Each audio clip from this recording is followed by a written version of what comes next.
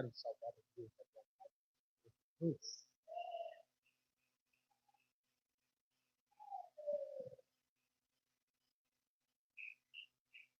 Quantos têm a paz de Jesus na sua vida? Diga glória a Deus.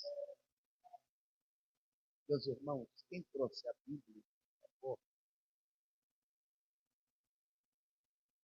pegue Bíblia.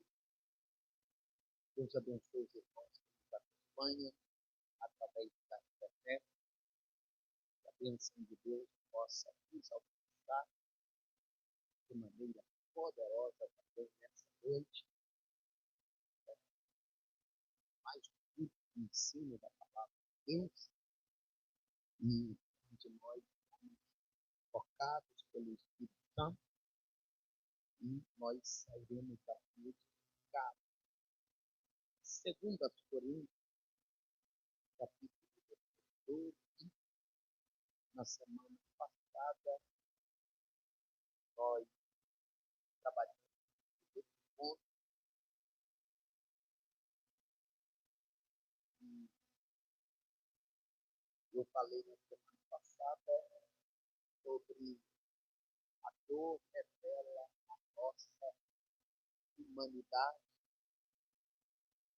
e para que o Estado possa pincelar da mundo. 2 Coríntios, capítulo 12, glória a Deus, vai ser glória.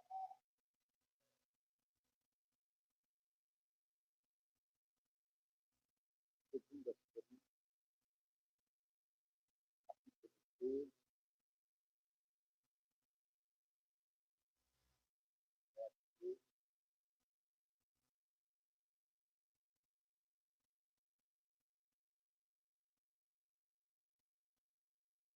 localiza verso de 9.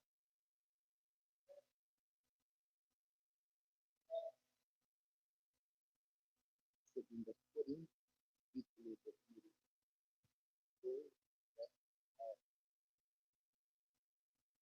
a Bíblia.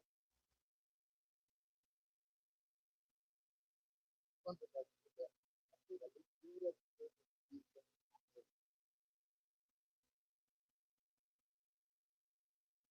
diz assim, a boa palavra de Deus.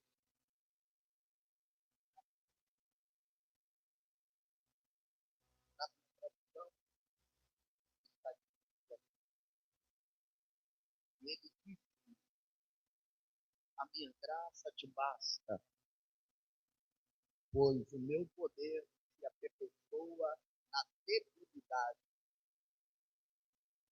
Portanto, eu de bom ânimo decidi gloriar-me nas minhas fraquezas, a fim de que repouse sobre mim o poder de Cristo.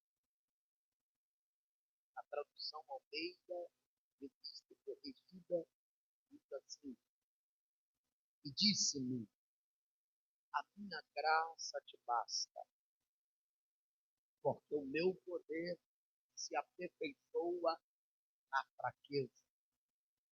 De boa vontade, pois me gloriarei nas minhas fraquezas, para que em mim habite o poder de Cristo. Amém. E disse-me, a minha graça te basta, porque o meu poder se aperfeiçoa na fraqueza. Diga, o poder de Deus se aperfeiçoa na fraqueza.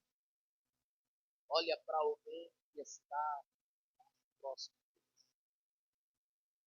Diga para ele, o lugar da tua dor será o palco da tua vitória.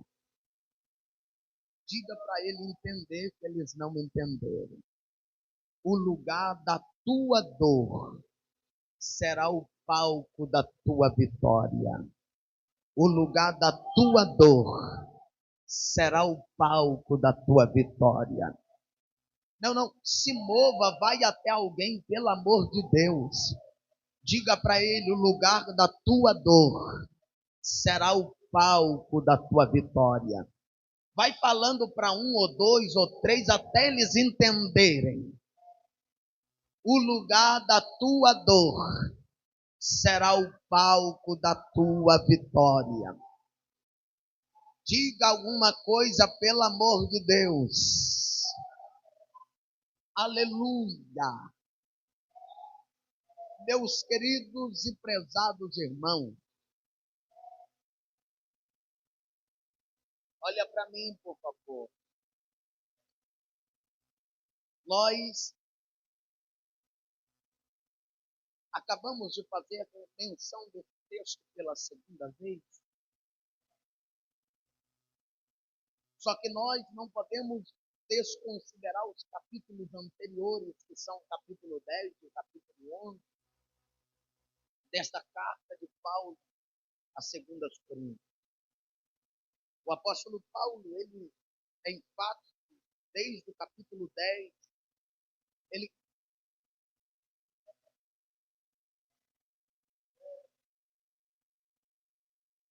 glória, aleluia. Vou esperar os irmãos se acomodarem, porque eu preciso que vocês entendam.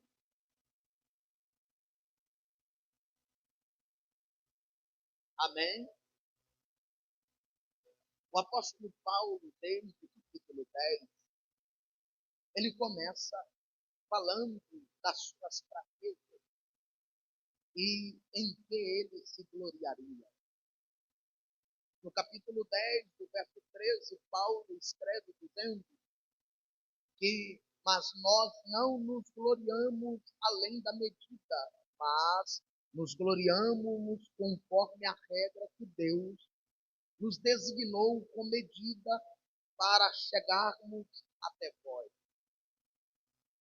Aqui há uma regra de Deus desde o antigo pacto, desde o princípio. Um limite que Deus determinou no Antigo Testamento, no livro de Deuteronômio. Deus determina limites e regras a respeito dos limites das heranças do seu povo, da possessão do povo. E quais seriam essas regras que Paulo, os limites que Paulo está dizendo? Paulo está falando dos limites de anunciar o Evangelho nos lugares que estão além daquele lugar, ou daqueles que já receberam sem entrar na obra de outro no território. O que Paulo está dizendo aqui nesse texto para nós, mas não nos gloriamos, ou não nos gloriaremos além da medida. Quando nós olhamos para o verso 14, o apóstolo Paulo, capítulo 10, verso 14, Paulo diz: porque não entendemos, ou não, na minha tradução, porque não nos entendemos além do que convém, como se houvesse excedido os limites, pois chegamos também até vós como primeiro a vós levar o evangelho. O que Paulo está dizendo que eles foram os primeiros, ele está falando do poder dos primeiros pioneiros de ter levado o evangelho. Então eles poderiam se gloriar. Foi nós que chegamos primeiro. Agora ele diz que não deve se gloriar quem está chegando agora, achou o caminho aberto, não tem nada que se gloriar. Ele olha para os pioneiros. Ele mostra a glória de quem pregou o evangelho primeiro. De quem levou o evangelho primariamente. O âmbito em que a igreja de Corinto estava incluída. Ou seja, o que Paulo está mostrando para nós, no verso de número 15 do capítulo 10. Ele disse: não nos gloriamos além da medida. metendo-nos em trabalhos alheios, mas tendo esperança de que conforme cresça a vossa fé, seremos cada vez mais engrandecidos entre vós, conforme a nossa regra. Aqui vai doer, mas o que dói cura. Nós vemos os obreiros piratas, que são aqueles, em primeiro lugar, que entende a sua obra e vai, ou ele estende a sua obra além do que convém a ele. Deus chamou ele para orar, ele quer pregar. Deus chamou ele para servir a mesa, ele quer fazer outra coisa. São obreiros piratas. Segundo, os obreiros piratas são aqueles que exercem o limite, ultrapassa o limite que lhes não pertence. Já viu alguém que gosta de pescar no aquário do outro? São obreiros piratas, que vai além da medida. Ele tem uma medida, ele quer fazer, não faz nem a dele, quer fazer a dos outros. Terceiro, o obreiro pirata. São aqueles que não têm a glória dos pioneiros no evangelismo da cidade. Ele olha e quer ultrapassar limites e não dar glória para quem veio primeiro do que ele.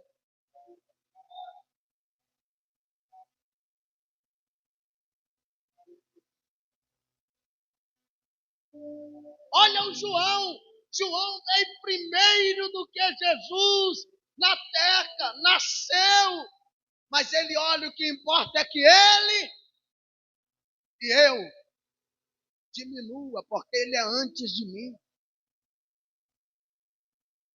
João, ele está arrastando multidão. O que importa é que ele cresça, ele é primeiro do que eu. Quando ele chega e vai olhar, Jesus reconhecendo que João era primeiro, e Jesus não é obreiro pirata. Ele não toma o lugar que não é dele. Quando ele chega no Jordão, ele olha para João e fala, me batiza. João disse, eu não vou te batizar não. Ele disse, me batiza. João disse, sou eu que careço ser batizado por ti. Mas ele disse, João, é você que veio primeiro para batizar e eu tenho que passar por você.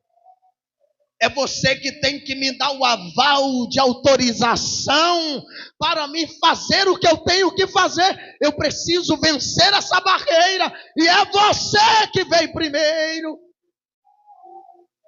Não ultrapassa limites. Quarto, o obreiro pirata são aqueles que se gloriam além da medida de seu campo de ação. Tem gente que se gloria naquilo que nem é dele, o campo nem é dele, ele está batendo no peito e está achando. Deus chamou o cara para cantar, ele quer pregar e cantar. Deus chamou o cara para ser presbítero, ele quer ser pastor.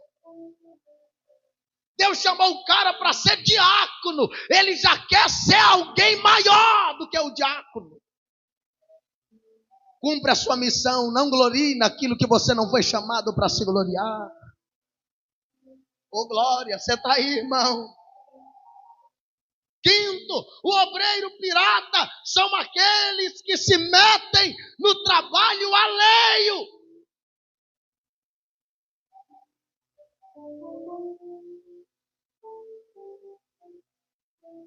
Sexto, o obreiro pirata são aqueles que não crescem conforme o número dos fiéis que ganham alma. Eu não estou incluído nesse meio. Eu não estou incluído nessa pirataria. O problema é que outra, então você não vai dar glória, isso aqui não tira glória. O problema é que a gente quer ultrapassar limite que não foi dado para a gente. A irmã não é regente, quer ocupar o lugar da regente.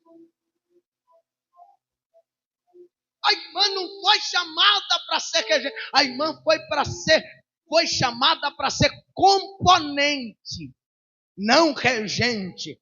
Então, se não foi chamada para reger, senta e deixa alguém te reger. O irmão foi chamado para ser pastoreado. O irmão quer pastorear, quer dar palpite que não sabe. Fica quieto, não ultrapassa limites. E Paulo vai ser enfático ainda, porque está no texto, não sou eu. Ele vai dizer no 16, que é anunciar o evangelho nos lugares que estão além de vós, sem entrar no campo do outro. Em outras palavras, o que Paulo está dizendo, tem regra no ministério, cada qual fica no seu campo de ação. O seu campo não é ser pastor, vai ser membro, vai sentar no banco. O seu campo não é tocar, não toca. O seu campo não é cantar, não canta. O problema é que nossa igreja, todo mundo canta e todo mundo gosta de pregar. Só que a gente está ocupando um lugar que não é nosso.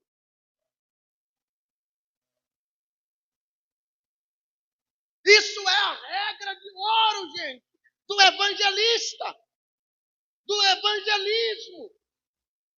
Primeiro, anunciar o evangelho nos lugares virgens. Você já percebeu que todo mundo que quer abrir igreja só abre igreja onde é que já tem uma outra igreja? Todo mundo que quer evangelizar vai evangelizar no terreiro dos outros.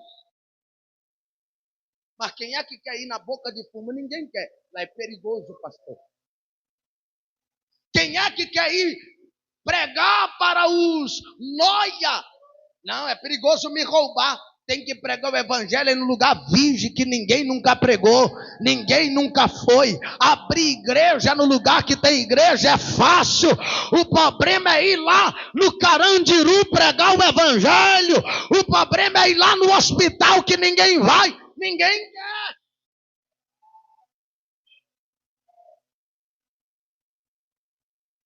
O problema é que a gente vai, a maioria, para a porta das igrejas, para trazer o povo de lá para cá.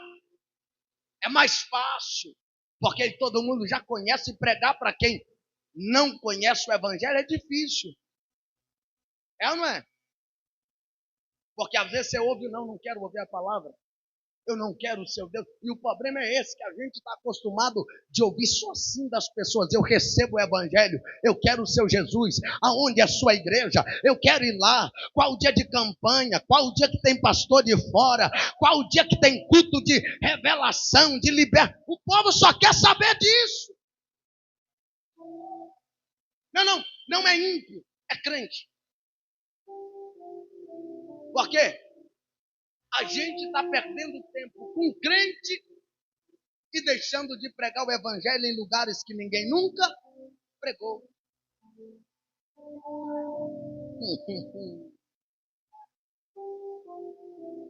Nós não podemos entrar na obra de outro. A igreja tal é assim. O problema é deles, é campo deles. O meu campo é aqui, eu prego no meu campo. Eu não me intrometo no campo de ninguém. Se o campo meu é aqui, eu vou ficar no meu campo. Não me envolvo em trabalho de ninguém. Terceiro, não se gloriar com os frutos que seja, ou os frutos que você já lavrou. Olha os meus frutos. Não, é as pessoas que têm que louvar pelos seus frutos, não é você ser louvado. O problema é que a gente dá um frutinho à toa e já acha a última bolacha do pacote. E para quebrar a cara, a última bolacha do pacote é a mais quebradinha.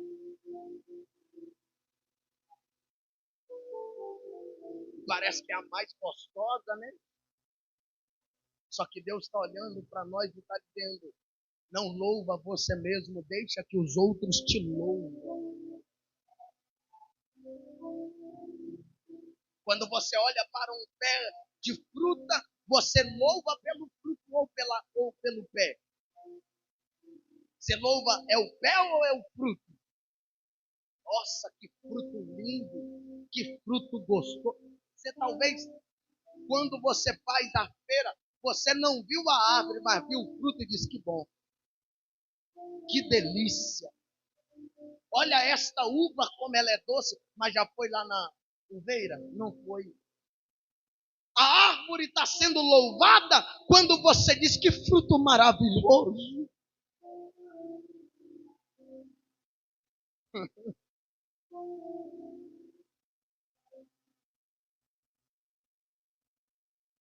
Mas ele continua dizendo: para não nos gloriarmos no que esteja preparado.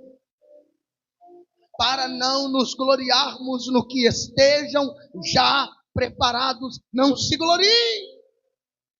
Olha o 17 do 10. Mas aquele que se glorie, glorie-se no Senhor. Você viu como eu preguei? Não, meu filho, você viu como é que foi poderosa a palavra? Não é o vaso, é a palavra que é poderosa. É a palavra que deve ser louvada, não o vaso. Glorie-se no Senhor. Toda glória que cai em Deus, porque dele, por ele, para ele são todas as coisas. Diferente se fosse por mim. Não. É por ele e para ele. É por ele e para ele. É por ele e para ele. Se eu tiver de cantar, eu canto para ele. Eu prego por causa dele. Eu pulo por causa dele. Eu choro por causa dele. Eu evangelizo por causa dele. Eu vou quejer por causa dele. Eu vou tocar por causa... Nossa, como você canta, como você prega, como você dirige. Não.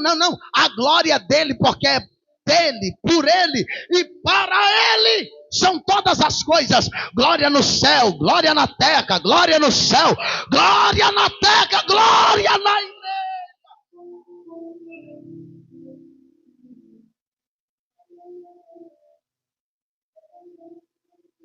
Toda a glória é dele, porque é dele e por ele. Pois ele é quem nos capacita. E aqui eu vou quebrar uma tese de muita gente. Deus não escolhe capacitado. Não sei que Bíblia você está lendo. Deus escolhe capacitado, sim. Não, mas Deus não capacita. Capacita o incapacitado. Mas quem é capacitado e preparado para aquilo que Deus já chamou antecipadamente, se preparou. Olha Paulo.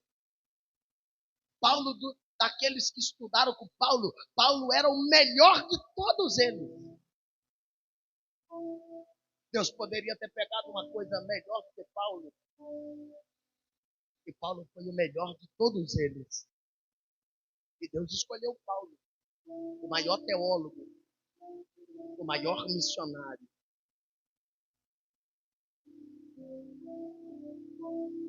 Pastor, quer dizer que Deus escolhe o capacitado? Escolhe. Por que ele escolhe? Porque ele é Deus. O mesmo que escolhe o incapacitado, escolhe o capacitado. O mesmo que capacita o incapacitado, é o mesmo que chama o capacitado para fazer coisas diferentes do incapacitado. Tem o Pedro, foi chamado e ele foi capacitado para tal função. Tem o Paulo preparado e foi chamado para fazer o que Pedro não foi chamado para fazer, escrever 13 cartas. Pedro não foi chamado para isso. A questão é, olha o texto. Mas aquele que se glorie, glorie-se no Senhor. Porque não é aprovado aquele que se vangloria a si mesmo, mas sim aquele a quem o Senhor recomenda.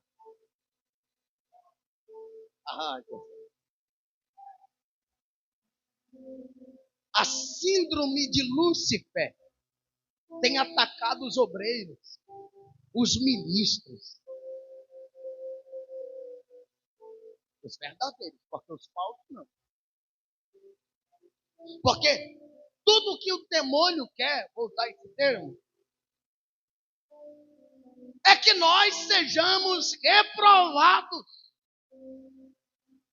E Paulo olha para Timóteo e diz: Timóteo, procura te apresentar-te a Deus como obreiro aprovado. Satanás quer que você apresenta desaprovado, só que Paulo está dizendo: seja aprovado diante de Deus. E aqui lá vai, nem todos que é aprovado por Deus é aprovado pelos homens. Nem todos que é aprovado pelos homens é aprovado por Deus. Davi não era aprovado pelos homens, mas era aprovado por Deus. José não era aprovado pela sua família, mas era aprovado por Deus. Tem alguém aí? Tem alguém aí? O Pedrão não era aprovado pelos homens, mas era aprovado por Deus. João não era aprovado pelo império, mas era aprovado por Deus. Daniel não era aprovado pelo império babilônico, quando eles tramam contra ele, mas o céu diz: eu te aprovo, eu te aprovo, eu te aprovo. Deixa eu ver se tem alguém que ainda é aprovado por Deus.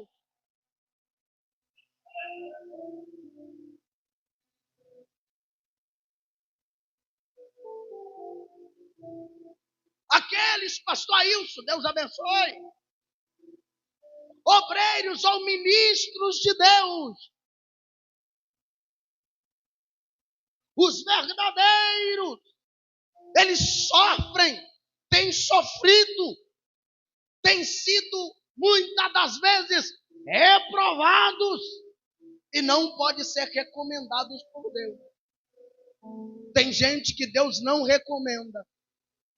Paulo, muitas vezes, ele disse: eu vos envio Timóteo, meu obreiro, meu filho.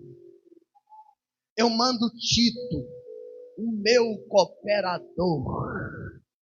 A questão é: será que Deus pode nos recomendar? Quando o diabo olhou para reprovar Jó, Deus disse: ele eu aprovo, porque ele é íntegro, ele é fiel.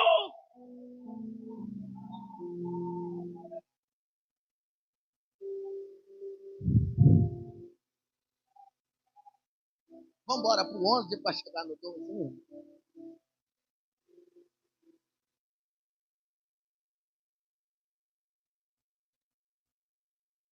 Olha o capítulo 11, verso de número 23. São os ministros de Cristo. Falo como quem perdeu o juízo. Eu ainda mais, em trabalho muito mais, em prisão muito mais, em açoites muito mais, em perigo de morte muitas vezes. De sorte que dos judeus 5 vezes recebi quarentenas de açoite, menos um.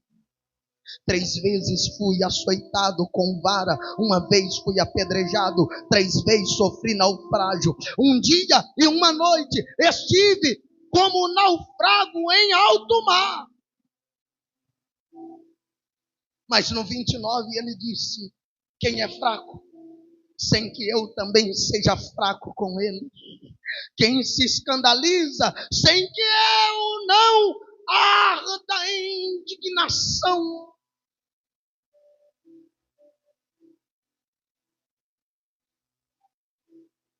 Verso 30 ele disse: se é preciso gloriar-me, me gloriarei nas coisas que são próprias da minha fraqueza. Se eu tenho alguma coisa de gloriar, não é na minha obra que eu faço. Não é pelas epístolas, não é pelas viagens missionárias, não é pelas almas que eu ganhei, não é pelas igrejas que eu abri, não é pelas revelações que eu recebi. Se eu tenho que gloriar, eu me glorio nas minhas fraquezas. Eu vou gloriar nas minhas fraquezas. Isso mostra a comparação da sua glória, em que glória de Paulo tinha nas fraquezas.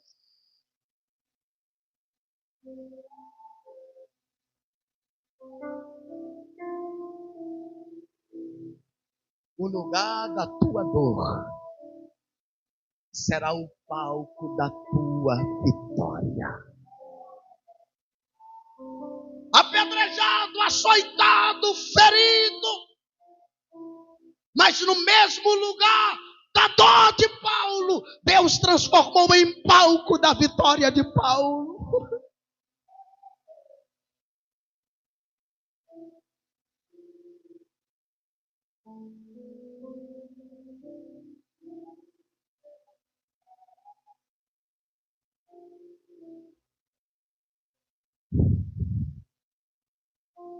A graça é melhor do que gloriar-se. A graça é o mel de Deus derramado sobre uma pessoa que Ele ama. A graça alcançada, ou a graça alcança a boa vontade diante de Deus e diante dos homens. E se Deus afastasse de Paulo, Paulo livremente se vangloriaria. Mas só que ele vai dizer que ele se gloriaria nas suas fraquezas. E ele vai orar. Como nós falamos do verso 1 ao verso de número 7 na semana passada. Paulo nos mostra o poder de Deus trabalhando na sua fraqueza. Pois é na fraqueza que o poder de Deus se aperfeiçoa. As nossas fraquezas são a chance de Deus aperfeiçoar o seu poder ao mundo para a sua glória.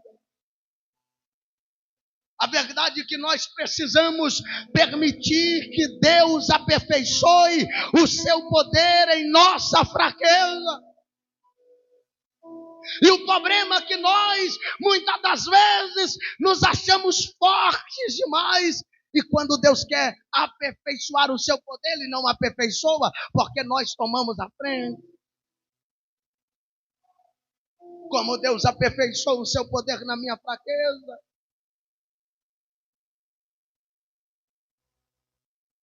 Quando eu reconheço a minha fraqueza. Quando eu reconheço a minha condição de fraco. Quando eu oro e digo, Senhor, eu não aguento mais. Quando eu falo, Senhor, eu não vou na igreja hoje porque tá bom.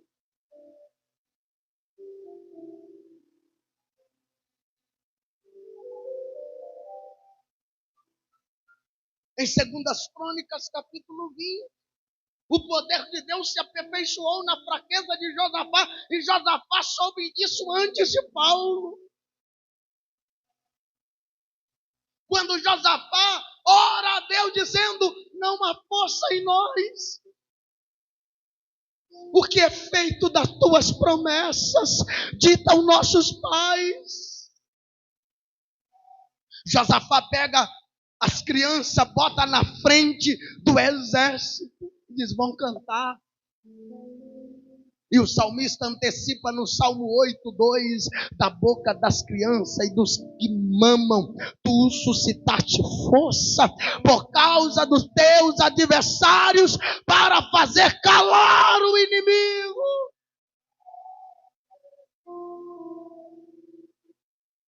De onde Deus aperfeiçoa o seu poder? Das canções, da boca das crianças diante do exército. Cante. Cante. Está sem força, cante. Está sem força, cante. Não aguenta orar, canta. Não aguenta ler a Bíblia, canta. Não está com vontade de vir para a igreja, canta. É quando canta que tem força. Está no deserto, canta. Está na bonança, canta. Está na perseguição, canta. Está querendo desviar, canta. Até desviado, canta, meu Deus do céu. Por quê? Porque todos nós passamos por um momento de dor. Não existe nenhuma pessoa que não passa pelo momento de dor. Seja dor emocional, seja física e espiritual. Todos nós passamos por esse momento de dor. E o problema é que muitas das vezes nós não entendemos que a nossa dor não é o nosso fim. Não entendemos que a dor não vai nos matar. Pensamos que a dor vai nos matar. Quando o povo estava no cativeiro por causa dos seus pecados, os babilônicos dizem assim: canta para nós o cântico de vocês quando cantava lá. Eles dizem assim: não vamos cantar o nosso cântico nessa terra. Os babilônicos estavam dizendo: nós queremos ouvir aquele louvor que vocês cantavam lá. Eles olham e dizem: nós penduramos as nossas harpas no salgueiro. E Deus está dizendo: pega a harpa de volta e volta a cantar a harpa. Oh, glória! Deus está dizendo que a dor não é o fim.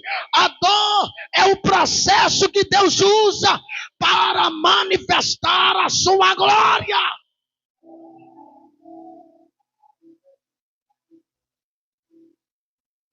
A cruz era símbolo de vergonha, de sofrimento, mas tornou o maior palco da vitória da humanidade. A cruz gerou dor, mas gerou vitória.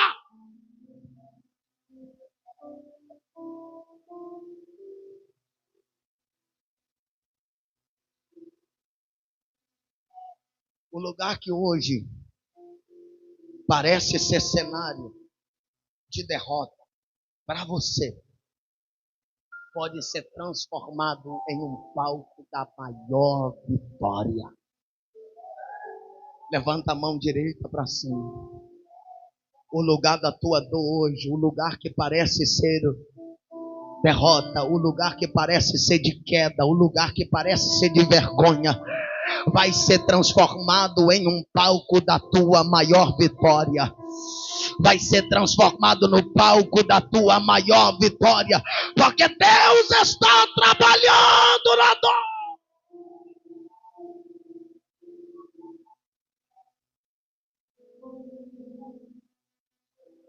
E a dor revela a nossa humanidade.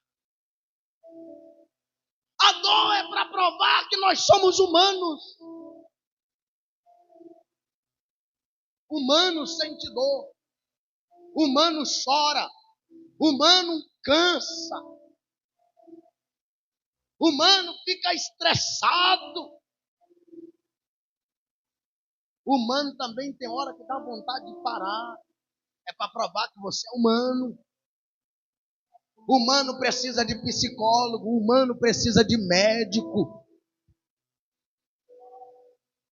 Ele está mostrando para você que você é humano quando você sente dor. Ai! É humano. Agora, não está sentindo? É porque talvez você se tornou um robô. O problema é que hoje a nossa geração é uma geração que não se sensibiliza mais. Já não sente mais a dor. Vê alguém caído, passa de largo igual o sacerdote e o levita. Tem azeite na mão. Saiu do culto, maior culto de poder. Ele saiu do sacrifício. Mas quando vai descendo, vê alguém caído, corta a volta. É o povo de hoje. Quando vê alguém que cai, alguém ferido, eles preferem passar de longe e sair comentando da miséria e da desgraça, do que pegar o azeite que ele carrega, de pegar o vinho que ele carrega e dar de beber e curar as feridas de quem está ferido. Porque é mais fácil caluniar, é mais fácil apontar o dedo para a ferida de alguém do que sentir a dor que ele está sentindo. É mais fácil pegar o recurso que eu tenho para usar comigo. Só que o bom samaritano nos mostra que o que eu tenho é dele, de quem é ferido, de quem é caído, de quem está ferido, de quem está caído. Porque se eu tenho a cavalgadura, ela serve para quem está ferido. Se eu tenho azeite, serve para quem está ferido. É humanidade, é humanidade, é humanidade. Jericó representa o mundo, porque Jerusalém está aqui, ó. Jericó está aqui no fundo. O levita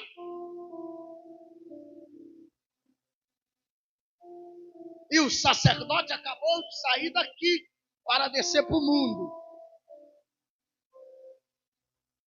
O bom samaritano saiu do mundo para vir para cá. Você está aí não? Ele sai do mundo com azeite e vinho. Quem está aqui tem azeite e tem vinho. Só que não serve para quem está no meio do caminho. O bom samaritano não é crente, mas ele tem azeite e tem vinho. Você está aí? É lição de moral para a gente. Por quê? Porque a gente está na igreja, sai daqui com azeite e vinho. Derrama unção, Jesus. Eu quero poder, Jesus. Eu quero graça, eu quero pular, eu quero... Aí sai daqui, vê alguém caído, muda de calçada. Sacerdote levita. Eu canto na igreja. Eu ministro lá na igreja, tá? Mas a sua ministração serve para quem está caído no caminho? Não serve. Mas agora o bom de Deus, que Deus olha para quem está lá no mundo e mostra para dar uma lição para quem sai do lugar do culto, oferece o culto. Tem azeite, tem unção, tem renovo, tem poder. Aí quem não tem poder, tem a mesma coisa de quem está aqui, mas quem está lá embaixo, vem subindo de lá para cá, encontra quem está caído, quem o levita passou, o sacerdote pega e diz: vamos embora comigo. Eu vou te levar para o lugar que eu estou indo. Se eu vou, você vai comigo. Eu divido a minha cavalgadura contigo. Eu divido o meu azeite contigo. Eu divido a minha faixa contigo. Está doente? Eu vou chorar com você.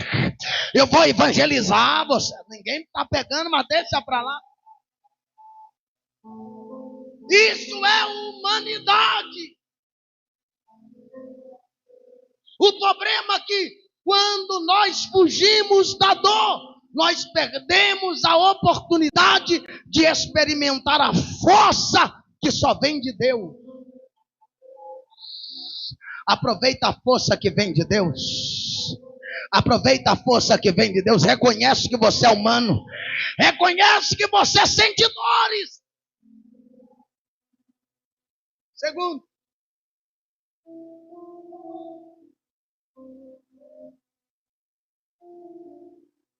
Deus transforma lágrimas em testemunho. Deus transforma lágrimas em testemunho. Essa lágrima vai gerar testemunho. Em 1 Samuel capítulo 1, a Bíblia diz que Ana chorava amargamente por um filho. Aquele lugar que era lugar de lágrima dentro do templo se tornou o palco aonde Deus concebeu Samuel. Um profeta, um juiz e um sacerdote, e que mudou a história de Israel. A tua lágrima vai gerar testemunho. Porque pedir de novo, A tua lágrima vai gerar testemunho. Muitas vezes, Deus não tira imediatamente a dor. Quantos aqui já orou, Deus, remove a dor. Deus, eu não suporto mais a dor. Quantas vezes eu e minha esposa já chorou pedindo Deus para tirar a dor e Deus não tira. Mas é através da dor. É quando nós atravessamos a dor. Ali nasce um testemunho poderoso de quem venceu a dor. De quem passou pela dor. Paulo sofria. Paulo chorava. E o espinho da carne de Paulo, Paulo diz que orou 3 vezes para Deus tirar. Em Mateus 26, 3 vezes Jesus ora. Em Jonas 1, em Jonas 2, 3. Jonas foge. Deus manda a tempestade. Jonas vai para o porão. Há lá o joguinho lá que a sorte cai para Jonas. Jonas é lançado para fora do barco. Deus prepara o grande peixe. 3 dias ele ficou no ventre do peixe. Jonas ora no ventre. Jesus orou 3 vezes a mesma oração. Passe de mim esse cálice de dor. E Deus disse, não vou passar não. Paulo 3 vezes orou dizendo, tira de mim o espinho da carne. E Paulo diz que o espinho, verso 8 diz, acerca disso 3 vezes roguei ao Senhor para que o afastasse de mim. Só que Deus não afastou. E Paulo expressa dizendo qual era o espinho. Muitos se especulam dizendo que Paulo era calvo, Paulo era caolho, Paulo puxava de uma perna, Paulo não sei o quê. Não. Está aqui o espinho na carne de Paulo. Era um mensageiro de Satanás que o esbofeteava. Para que Paulo não se gloriasse pelas excelências da revelação, Paulo recebeu um espinho. Toda vez que Paulo pregava, tinha alguém falando, nossa, que pregação gelada, hein? Ih, Paulo, hoje o negócio está feio, impressionante.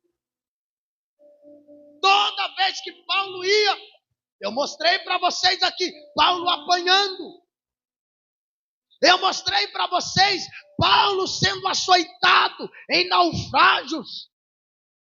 E aí ele diz,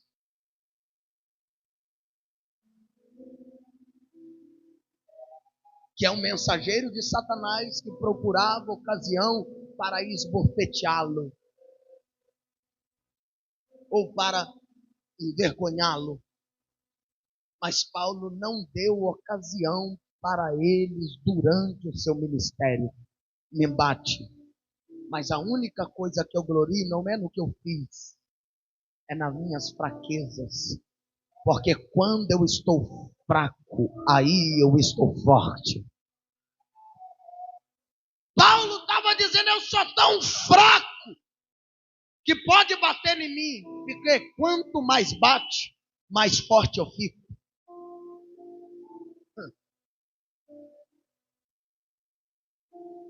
Podem me caluniar, porque quanto mais me calunia, mais forte eu fico. Quanto mais levanta contra mim, mais eu cresço. Paulo não dava ocasião. O espinho na carne não era nenhuma enfermidade de Paulo. O espinho na carne era a possibilidade eminente de ser esbofeteado caso ele passasse além dos limites. Está escrito e eu vou provar. Gálatas 6:4. Mas prove cada um a sua própria obra e terá só em si mesmo e não no outro. Prova a sua obra. Prove cada um a sua própria obra e terá glória só em si mesmo e não no outro. Da aprovação da sua glória. Este limite foi estabelecido para evitar que Paulo não se exaltasse além da medida. Olha para a sua obra, Paulo. Ah, não dá para gloriar, não. Demônios esbofeteadores podem ter diversas fisionomias. Cara de crente, mas gosta de bater nos outros. Cara de anjo, coração de demônio. Eu toco pandeiro, Moisés. Ó, Deus fala comigo, hein, Arão? Moisés acha que é só ele que ouve Deus? Aí Deus ouviu. Está escrito, Deus ouviu. Aí Deus diz assim, Moisés, eu quero você, Miriam e Arão na tenda da congregação. Eu vou descer. Aí Deus diz assim, se houver profeta, eu falo em sonho ou em visão. Mas com Moisés, eu não falo nem em sonho, nem em visão. Eu falo face a face. Moisés não viu, mas Deus viu. Arão, você não vai morrer agora, não. Por causa da estola sacerdotal que você está querendo. Ô Miriam, não importa se você é a cantora dela. Não importa se você é a cantora oficial. Vai ficar leprosa 7 dias longe do arraial. Porque não toca na unção de Moisés. Porque com Moisés eu falo é face a face. Se tiver algum profeta aqui, eu falo em sonho ou em visão. Mas igual Moisés, Moisés é meu amigo, eu falo é boca a boca com ele.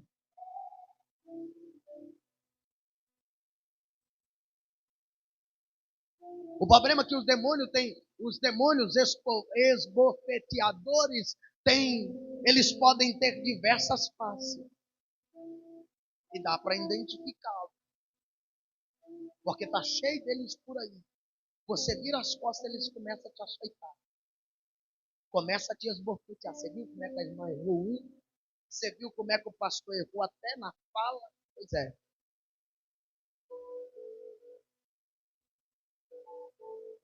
Eles podem ter diversas fisionomias, mas não deixam de ser mensageiros de Satanás. E esses mensageiros de males podem atuar com permissão de Deus. Eles vai atuando.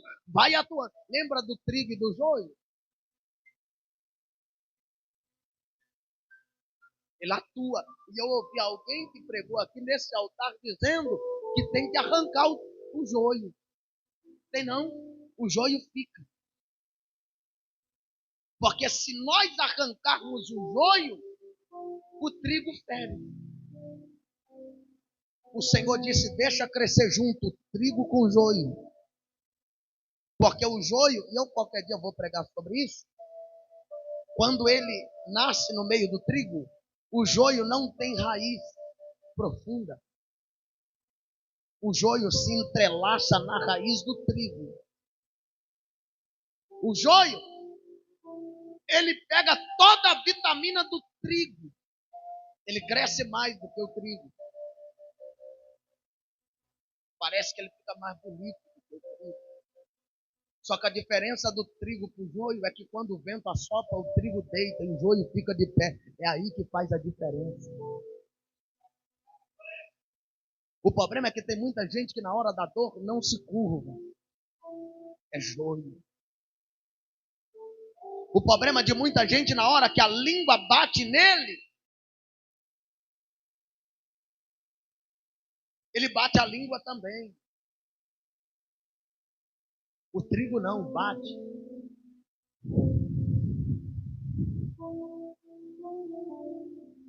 Porque ele sabe que quando o vento passa, ele volta e levanta. Só que quando quem passa e vê o vento assoprando e não vai ficar ninguém de pé, o trigo deitou e todo mundo, coitado, olha lá, tá vendo? Ela só tem poucos de pé. É os poucos joio que está de pé. Porque os trigo, ninguém vê trigo em pé, só vê trigo deitado. Porque cada vento que passa, ele se deita cada vez mais. O caule se dobra fácil. Você já viu aqueles tipos de crente dentro da igreja que não consegue levantar a mão? Você já viu aquele tipo de crente quando você chama para oração, vamos dobrar o joelho, ele não consegue mais dobrar o joelho, só fica de pé? Ah, não, vou ficar, nem vou levantar. Ah, não estou nem com vontade, seu joelho. Só que a diferença vai fazer é quando a colheita chegar. Que primeiro vem o vento assoprando assim, ó. O campo, todo mundo olha e vê o trigo deitando. Aí vem o ceifeiro com a foice cortando o joio. Pá, pá, pá. E alguém vem juntando e alguém cortando. O joio é amarrado e lançado no fogo. E o trigo, pastor? O trigo levanta de novo, enquanto o joio está sendo colhido. E agora vem alguém atrás com a foice cortando trigo, ajuntando e levando para o celeiro. Cortando trigo, ajuntando e levando para o celeiro. Ah, meu Deus! Oh glória, oh glória! O palco da sua vitória está sendo preparado, irmão. Quando você olha para o sofrimento, pode parecer um deserto vazio, mas Deus é este lugar fértil. José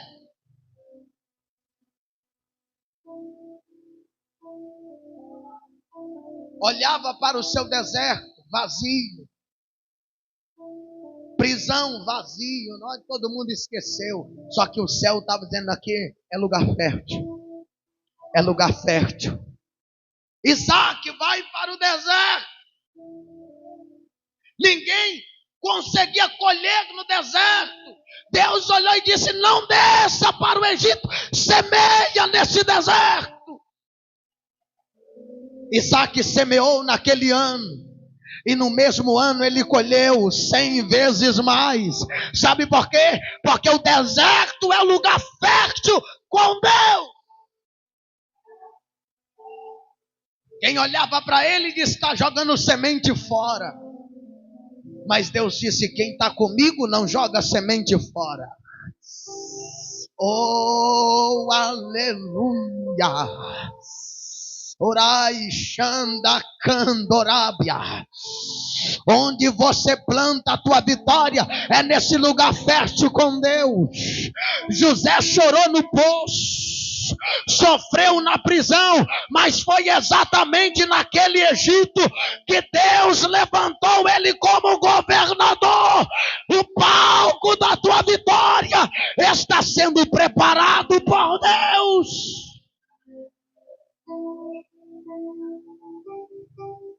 O lugar da dor de Davi foi a caverna de Adulão, sendo perseguido por Saul. Porém, foi na caverna de Adulão que Deus levantou um exército e forjou um rei. O lugar da tua dor será o cenário da tua vitória. Vou repetir de novo para quem levantou a mão. O cenário da tua dor será, oh glória, o lugar da tua dor será o cenário da tua vitória. A tua vitória não é sobre o lugar, mas sobre o Deus do lugar. Não é a dor que tem poder. Não é a dor que tem poder. Mas é o Deus que transforma dor em vitória que tem poder. Essa dor não tem poder para te matar, não. Essa dor não tem poder para tirar tua casa, não. mas o Deus que transforma a dor em vitória. Jesus venceu a morte no mesmo lugar onde o túmulo, aonde ele foi sepultado. Ele venceu a morte. Ele venceu a morte. O cenário da aparente derrota se tornou o cenário da glória eterna. Porque procura o vivo entre os mortos. Você está procurando o morto da cesta. Eu já vivi, Maria, já fiz a obra, já desci no Hades, já peguei a chave da morte, já pisei na cabeça do capiroto, esmaguei a cabeça. Estou vivo. O cenário que era de morte tornou cenário de glória.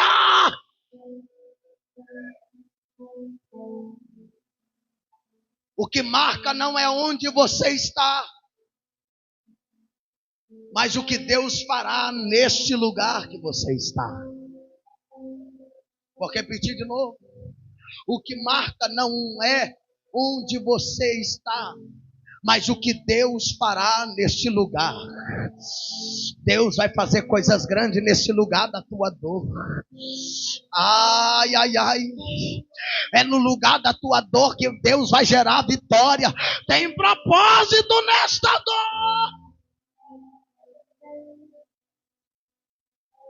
Para terminar, eu já estou passando do horário. Uma pergunta e nós vamos finalizar. Qual é o propósito da dor? Muitos de nós olhamos e dizemos, por que a dor?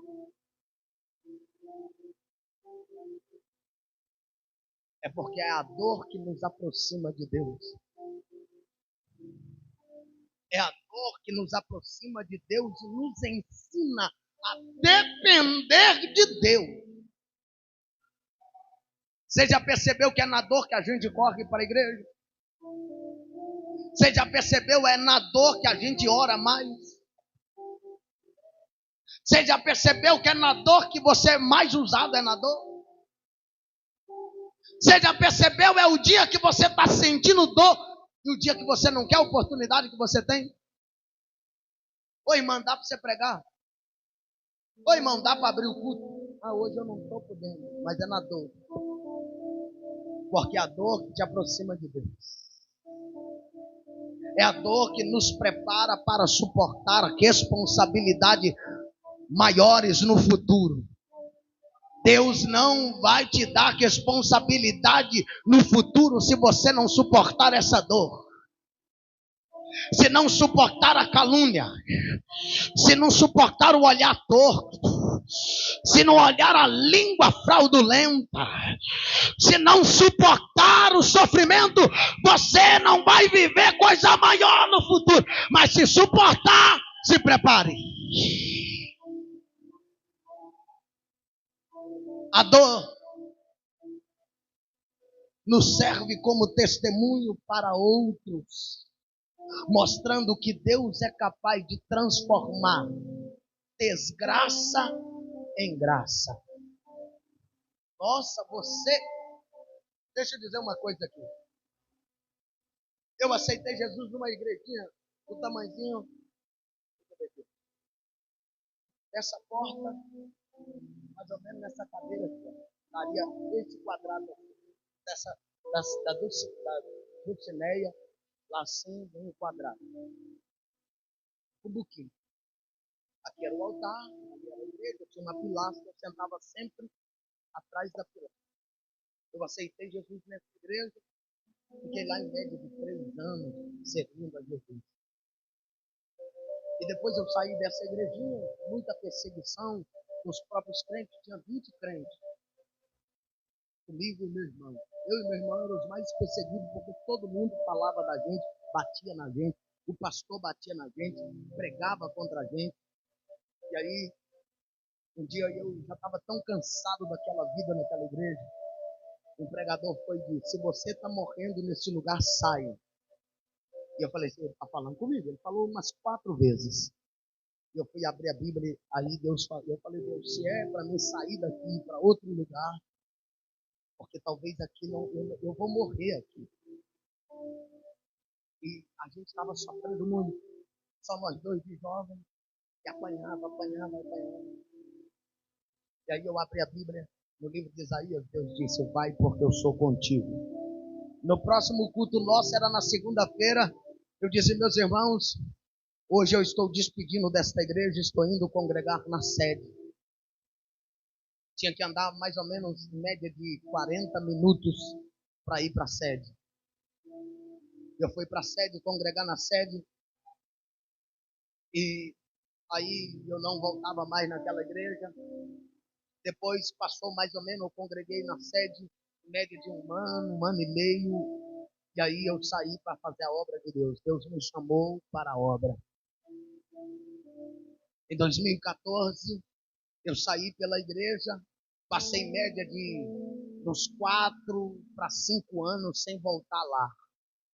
E aí tinha um irmão que morava com a gente, antigamente, quando a gente estava lá. E aí eu voltei lá. Eu fui visitar os meus irmãos que moravam lá em BH. E falei, vamos visitar a nossa antiga casa, onde, né, começou tudo, começou. Eu voltei lá, quando eu saí, não era casado, voltei com um filho. E aí, esse irmão estava congregando lá ainda. E quando eu cheguei, junto com ele, aí tinha a mesma irmã que perseguia a gente. Quando eu coloquei o pé na porta, ela olhou para mim e disse assim, você? Eu disse, sim. Eu achei que você nem estava na igreja, mas eu falei, hoje eu sou pastor. Hoje eu sou pai, sou casado. E hoje ela está desviada. E hoje está divorciada. Porque no mesmo lugar da minha dor foi o palco da minha conquista, da minha vitória. O lugar da tua dor será o palco da tua vitória. Como diz não sei se é um hino ou se é um ditado, quem te viu vai te ver, meu filho.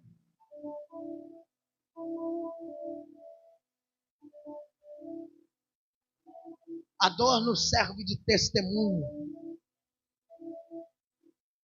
Não menospreze a dor, fica de pé. A dor pode ser ferramenta de Deus para te moldar. Confie no processo, o palco está sendo montado, mesmo que você esteja vendo apenas cortinas fechadas. Profetize, declare a vitória no lugar da dor. Profetize, Ezequiel. Profetize, Ezequiel. Senhor, mas o Senhor tirou minha alegria dos meus olhos. Profetize, Ezequiel, sem alegria mesmo. Senhor, os meus olhos parou de brilhar. Prega sem brilhar mesmo, Ezequiel. Está no 22, irmão. No 22, Deus tirou a mulher dele. Aquilo que fazia os olhos dele brilhar era a esposa. Deus tirou. Mas no capítulo 37, Deus diz assim, profetiza. Profetiza. Está doendo, Senhor. Profetiza. O Ezequiel, não vive luto, não. Vai pregar.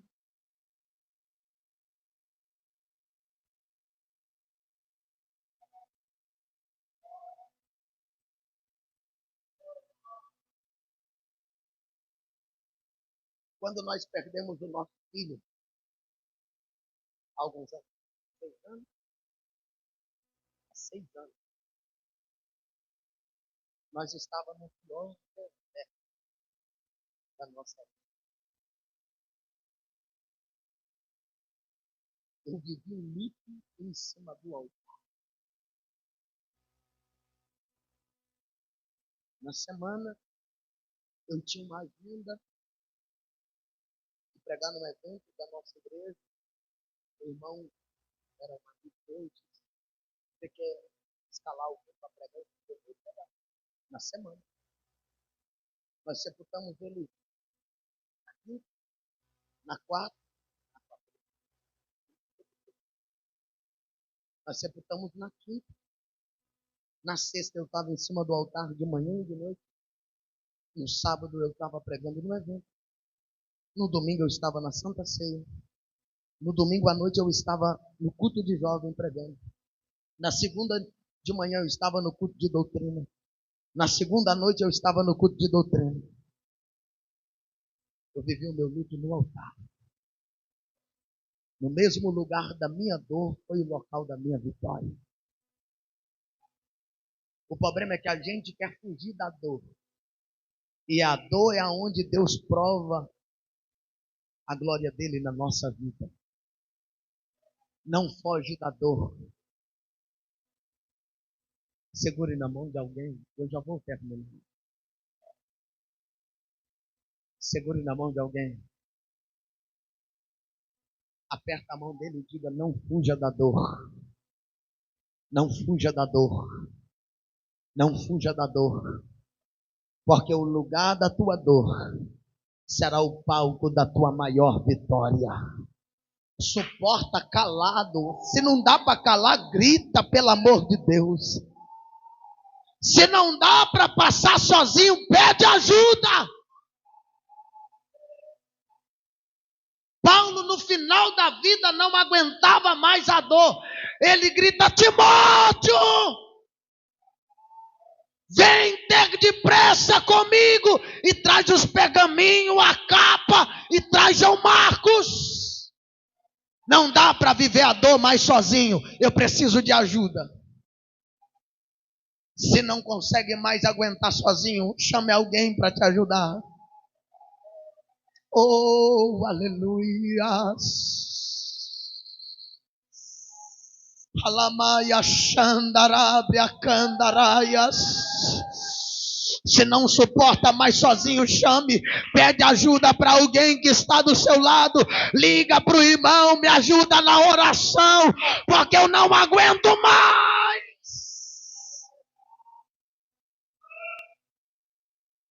Pede socorro.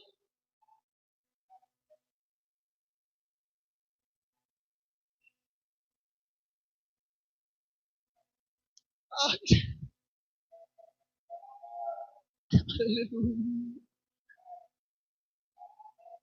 Alaya Shaya Manto Rabaias. Alabia Naraso. Rebinaraya Narabashandarai. Pede ajuda, clama por socorro.